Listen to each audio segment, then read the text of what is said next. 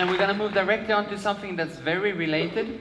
The world's fastest growing chronic condition is diabetes. And how do we relate to diabetes in terms of health work? What's efficient, what's not so efficient to battle diabetes in terms of exercise? Somebody who's been looking at that and moving from the general ideas that we've had for years to more individual approaches is the Associate Professor Ola Hansson at the Lund University Diabetes Center. Give him a warm hand. Thank you. Thank you. The floor is yours. Thank you. So thank you very much for this invitation. Very interesting start here on this session, I think. So, let's see if this works. Yes. So I will talk about individualized exercise to battle diabetes. I would like to start first to introduce diabetes slightly. There are many flavors of diabetes. So one is, whoops. Where's the pointer? Is this one?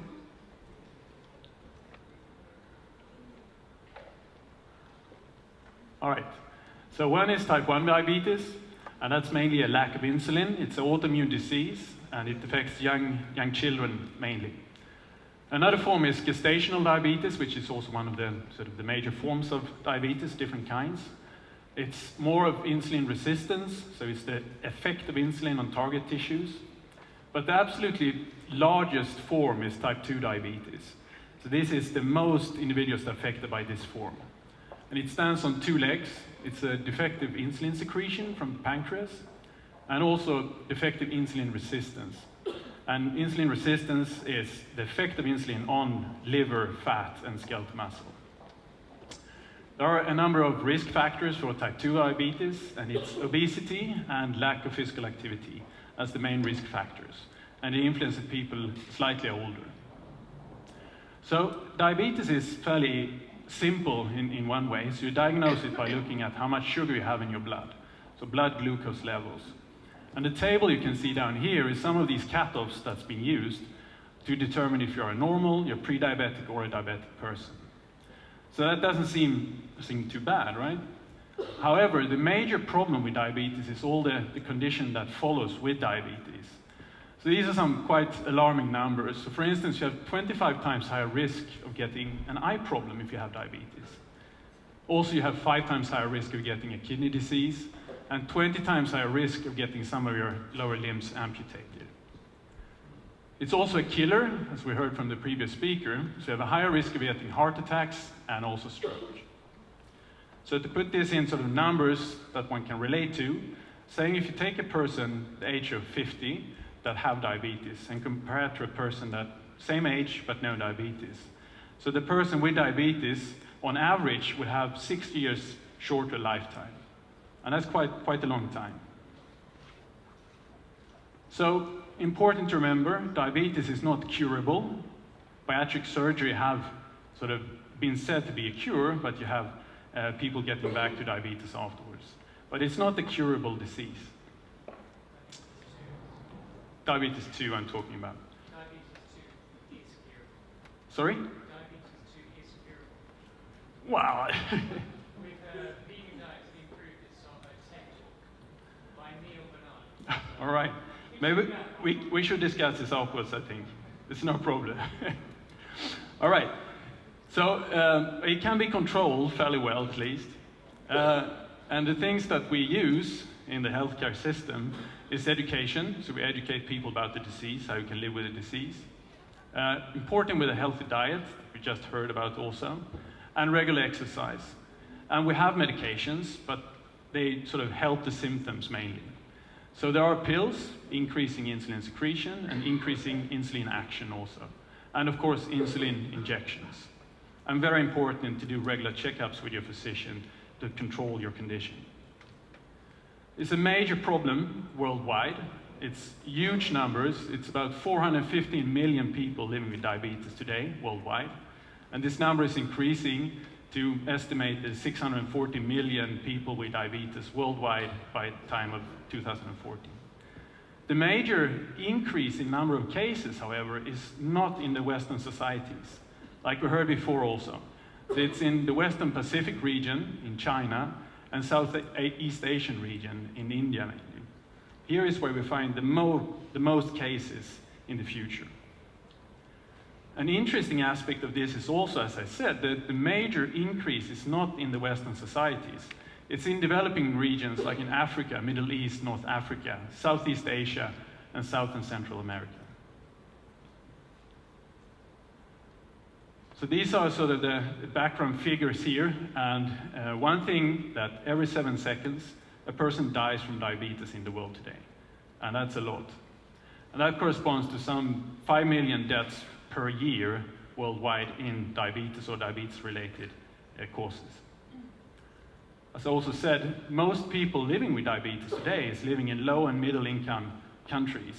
And this is, of course, also influencing how these countries, the ability for them to develop also.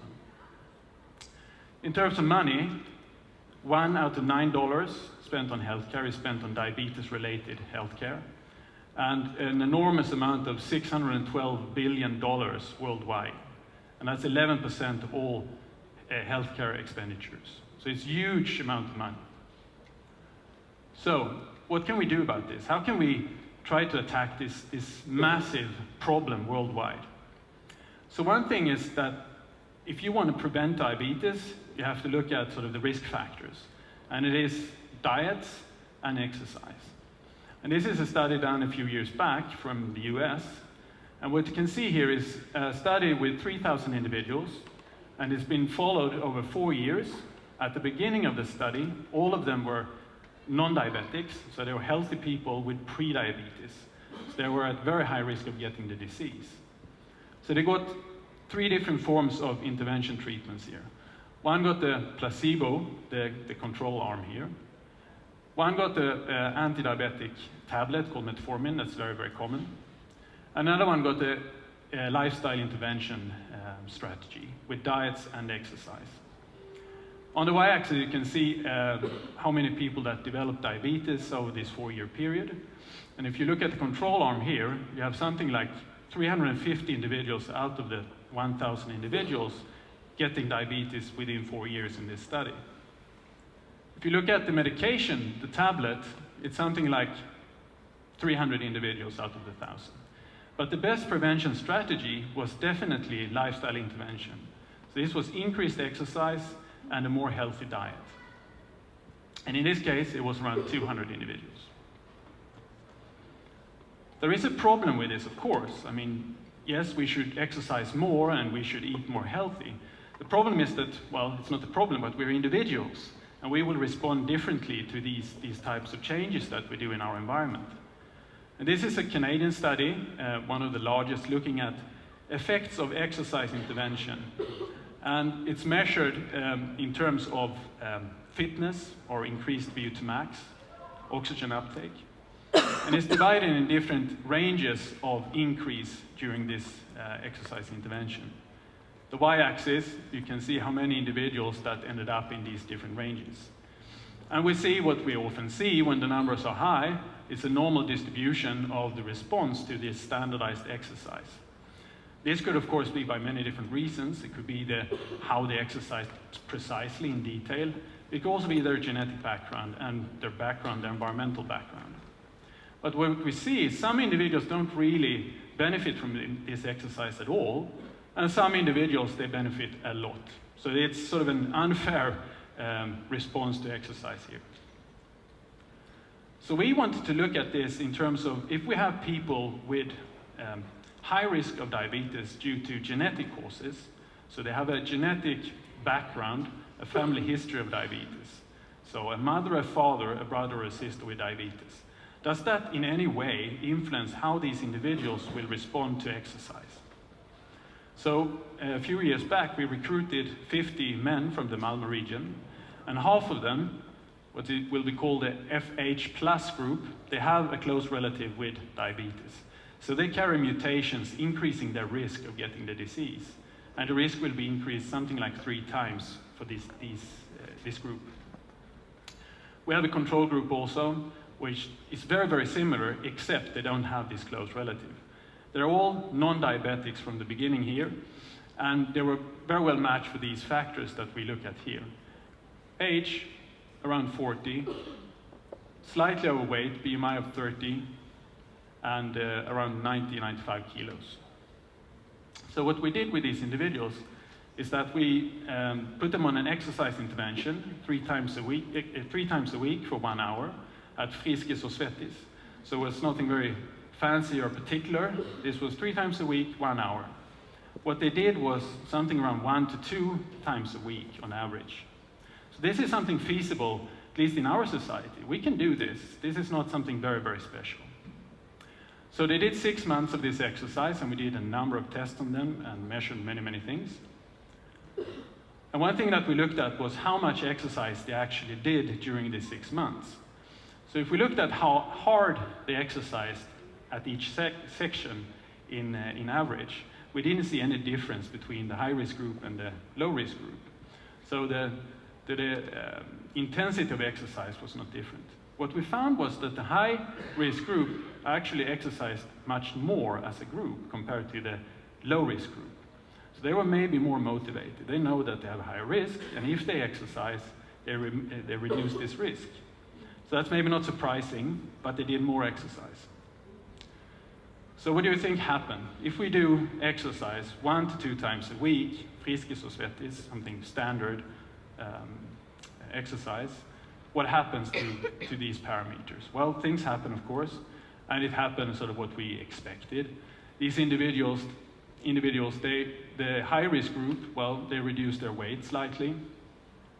They reduced their BMI. Their waist was diminishing slightly, so a lower waist circumference. Their fitness level increased. In the non-risk group, the waist and the fitness level increased only. So we saw more changes in the high-risk group, which might be surprising. But then we should remember this high-risk group exercised more. So the interesting thing is, do they get the same benefit from the same amount of exercise that they do? So when we look at that, and here you can see the difference in fitness before and after the exercise, measured as delta V to peak. On the x-axis here, you see the amount of exercise, the amount of work these individuals performed. And each dot is one individual participating in this intervention. So if we compare these slopes, you can clearly see that they are different. So the blue slope here is more steep, and this is in the non-risk group, and the red one here is less steep. And what this means, when we actually compare them, is that if an individual in the high-risk group do 30 megajoule of work during this intervention, they on average, as a group, will increase about 5 milliliters of oxygen uptake per kilogram a minute. On the other hand, if the non-risk group, or a person from the non-risk group, do the same amount of exercise, they get twice the benefit. So if you have a genetic background, carrying mutations, increasing your risk for diabetes 3 times, you actually need to work more to achieve the same effect of the exercise. This was also true when we looked at other factors in this study. So for instance, the weight reduction or the reduction in waist circumference.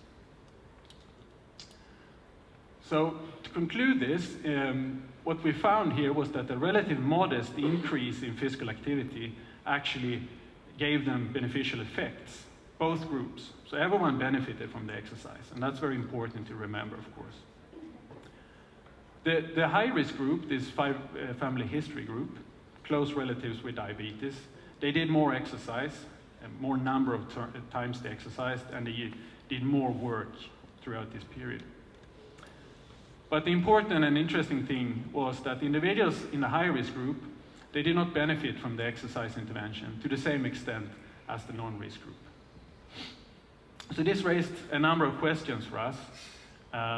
Well, should these individuals at high risk exercise in a specific way to reduce this risk? Maybe it's high-intensity exercise that they actually should do to reduce their risk of getting metabolic problems. Maybe it's the number of minutes above 80% of their maximal capacity or something like that that we actually should be focusing on and tell them to do. This we don't know. We don't know how they should exercise to diminish the risk the most. And as all these studies are on group levels, I mean, that's what we do in science mainly. We look at groups and compare groups statistically. It doesn't really say anything about the individuals. But when you give advice, it's to an individual. So it's very, very important that we start looking at the individual and do individualized recommendations. So how can we then tailor exercise for the individual for the most effective health improvements? How can we tell you how you should do to achieve your health goals or maybe performance goals if you're an athlete? So one thing I think that we should work with, and we do also in our research, is look at biomarkers, things that we can follow to see if a person sort of benefits, how much they increase or they decrease, or you can follow over time what happens with a person. That's very, very important. Other markers could be genetic markers. So if you can do a genetic test telling, well, you should do more volume exercise and you should do more intensity exercise, and predict how different individuals, biomarkers and genetic markers together, and all other markers we can gather from an individual. We can use all this information, call it big data or whatever we want to call it. We can use everything to tell you exactly how you should do to be able to achieve your goals. I think that's the future for many parts of medicine, going to the individual and not on the group. And that's my final slide. Thank you very much for listening.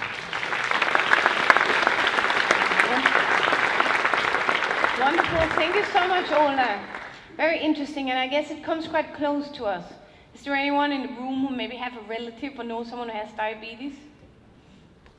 That's a lot, right? It's like a public health disease. So this is very important for us, and I love how we're looking into not just, we know what the problem is, right? But how do we fix that? Thank you so much, both for talking today, but also in trying to fix it in general. I think that's even more important. Thank you, Ola. Thank you very much.